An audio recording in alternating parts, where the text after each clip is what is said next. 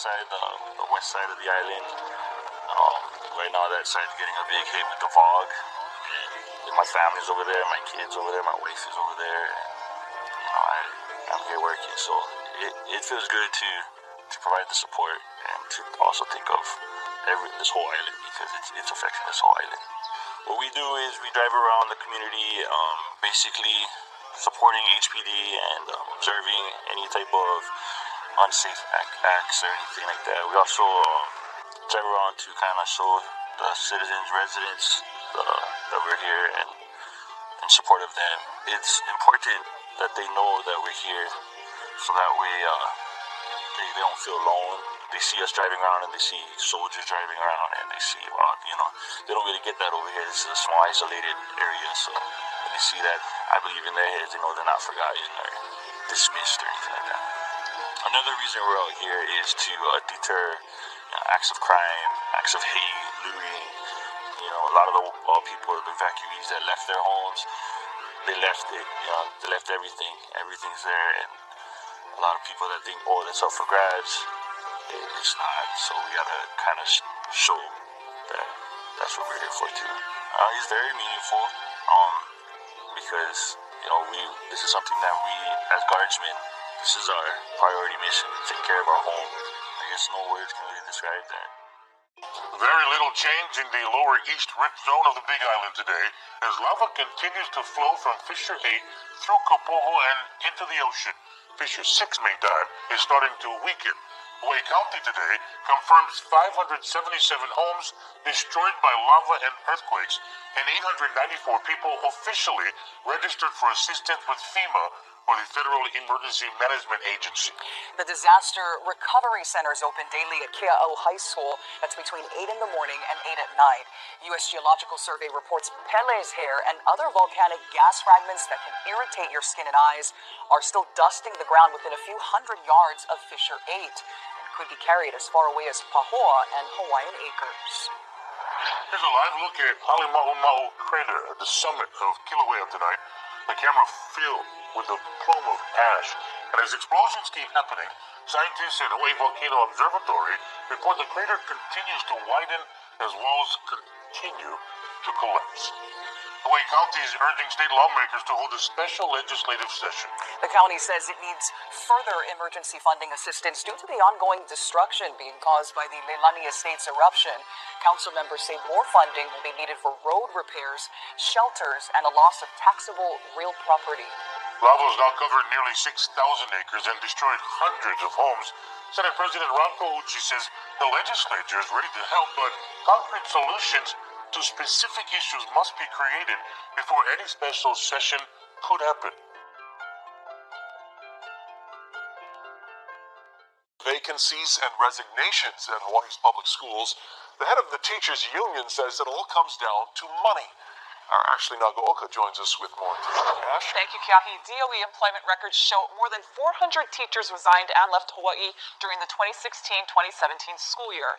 That's an increase of 84% in resignations since 2010. That number didn't surprise Carrie Rose, a Waialua elementary school teacher who is getting ready to move to Colorado for another teaching job. The 34-year-old mother of two says she always dreamed of raising her family here in Hawaii, but on a teacher's salary, she says it's extremely difficult. It's sad that if I want to stay here, I have to choose something other than teaching, and I don't want to choose something other than teaching because that's my passion. That's what I'm meant to do. We've got to be able to increase teacher salaries, give more incentives to go into teaching. Otherwise, if this trend continues, there may be a day where we have 2,000 classrooms that don't have teachers. Rosenlee says he was shocked by the latest DOE numbers. He says teacher vacancies are up 51% from 2011. The number of unlicensed teachers who did not meet state qualifications rose 63%, and the number of in-state education program graduates dropped 29%. Now, HSTA hopes voters will approve a plan to tax residential investment properties to help fund public education. It will be on the ballot in November. It's opposed by the counties who rely on property taxes and the real estate industry, which says it could raise rents for local residents.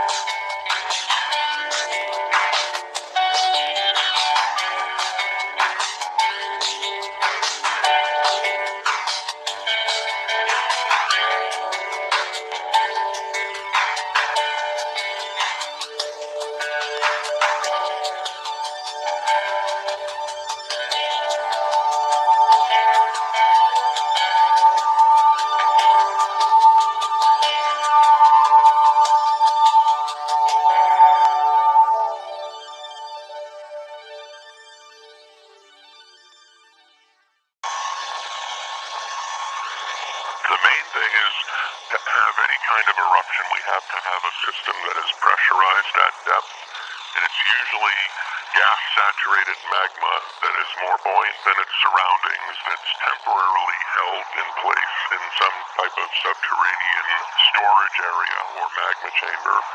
But eventually the pressure will build to a point where the container breaks, and when the container breaks, the magma will find its way to the surface, either as a lava-forming eruption, if, for instance, the magma that's erupted allows gases to pass through it rather easily.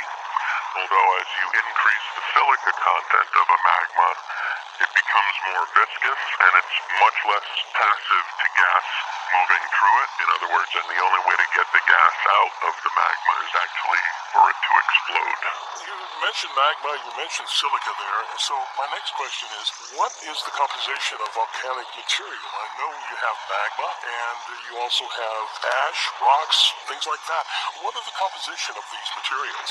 Okay, so typically a volcano that's erupting in Hawaii will erupt basaltic lava, and that's a lava with about, say, 50% SiO2, maybe 12% iron oxide, maybe 3 or 4% titanium oxide, maybe 12 to 14% aluminum, maybe 6% magnesium oxide, and maybe on the order of 2% sodium and potassium combined. And then the other thing that these magmas have within them is dissolved gaseous compounds like sulfur, chlorine, CO2, and water. When we're talking about the gas coming out of the volcano, how dangerous is this volcanic gas? It can be, for instance, in the case of Hawaii, we have sulfur dioxide being emitted. You also have CO2 that is being emitted, and literally at the fissure vents, the gases are coming out at roughly 2100 degrees Fahrenheit. So not only are they poisonous, they're at extremely high temperature. So being exposed to them is not a good idea. Since we've made the connection between volcanic eruption and tectonic activity, in other words, do volcanic eruptions cause earthquakes or vice versa, earthquakes causing volcanic eruptions? There's been only a few cases where you can cite a large magnitude earthquake as having possibly driven a volcano into eruption. And by this I mean like the 1960 eruption of Cotopaxi volcano. It literally had a magnitude 8 earthquake almost directly below its summit.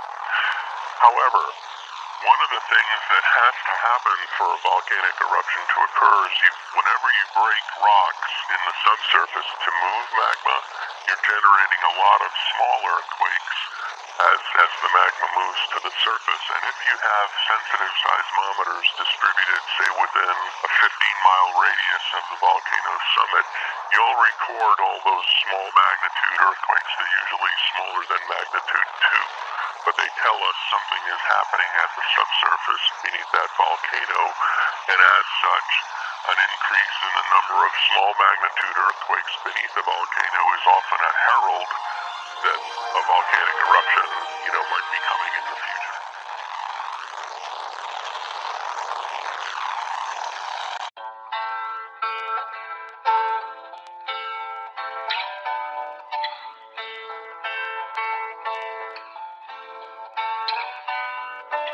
Volunteers here at New Hope Church have been working since 3 in the morning to prepare hundreds of hot meals for evacuees staying in shelters in both Ke'au and Pahoa. Put a corn in a small one. It's not the time to preach. It's not the time to push church. It's about loving on people. Inside the kitchen at New Hope Church in Hilo, volunteers are whipping up something unusual. When you guys go to the shelter, you're going to realize the need. A hot, home-cooked meal. Likely the first one some eruption evacuees will have eaten in days. Those people lost their homes, so they don't get to just walk into their fridge and open it up and take something out and cook whatever they want. They're just eating whatever people are dropping off. That's why every Thursday for the past 6 weeks, these parishioners have been up before the sun. So we open up at 3 a.m. We start prepping at 3:30. Providing comfort through their cooking. Breakfast, lunch, and dinner. Our volunteers, they come in and they're all joyful. Some people love to cook. Some people just Wanna do dishes? Today, they'll prepare, deliver, and serve close to 1,000 meals. Bless the food that they have prepared with their hearts, God. At the shelter in KL, our cameras focused on the food to respect the privacy of those who are there. People, they're really thankful. As this simple gesture provided a temporary escape, binding this tight-knit community even closer together. As long as it's going on, as long as there's people in the shelter that need food, we're committed to doing this. On Hawaii Island, Allison Blair. In the lower East Rift Zone, activity continues with little change. Lava from the Fissure 8 fountain continues to reach heights of about 175 feet as measured during the overnight hours. The lava pulses, sending a shower of hot lava fragments over the rim of the cinder cone, building it slightly higher and wider. The lava exits Fissure 8, traveling at a rate of about 17 miles per hour. It slows down significantly toward the quarry to about 2 miles an hour and significantly less than that at the ocean entry. At the ocean entry, lava is entering in the southern part near the vicinity of Vacation Land, producing a robust steam and laze plume. The lava has now created a lava delta in seaward that is approximately 380 acres in size. Up at the summit, subsidence continues with the withdrawal of magma at depth. The popular overlook parking area has now slumped into the crater. This area was closed since 2008. Earlier this week, crews installed temporary GPS stations to track the rate of subsidence at the caldera. And today, a drone team, will be up trying to take pictures, weather permitting, of the changes that have occurred in the summit to produce digital elevation models that will help characterize and track the extensive subsidence.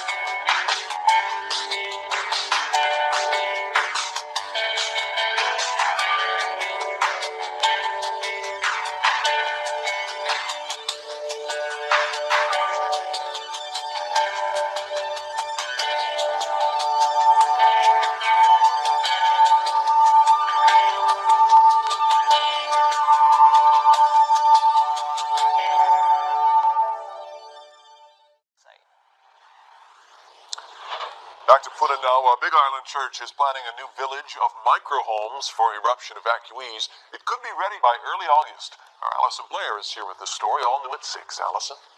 Hilo's Connect Point Church is preparing to build 10 micro units in Hawaiian Paradise Park. The pastor tells me he expects to get county approval for the project any day now, so work on the foundation can start this weekend. Over the past week, this lush 1-acre lot off Kaloli Drive has undergone a transformation. It's the back of the lot. Pastor Dion Maeda says the progress is a product of teamwork.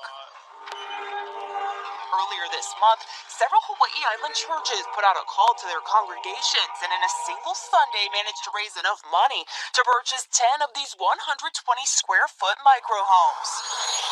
Several local companies have also donated their supplies and services to get the project off the ground. These are everyday working people who sacrificially giving because they see the need in the community. As of Tuesday, the county said it knew of 477 eruption evacuees in need of housing. While the homes here are only temporary, Pastor Maeda says it will provide people stability until something permanent comes along. It's a safe place that they can lock up their things, close the door when they leave. While the homes are paid for, some of the infrastructure is not. Money is needed for utilities, as well as things like restrooms and showers, a community kitchen, and a place to do laundry. Our hope is to raise at least probably another $25,000 would kind of complete this project.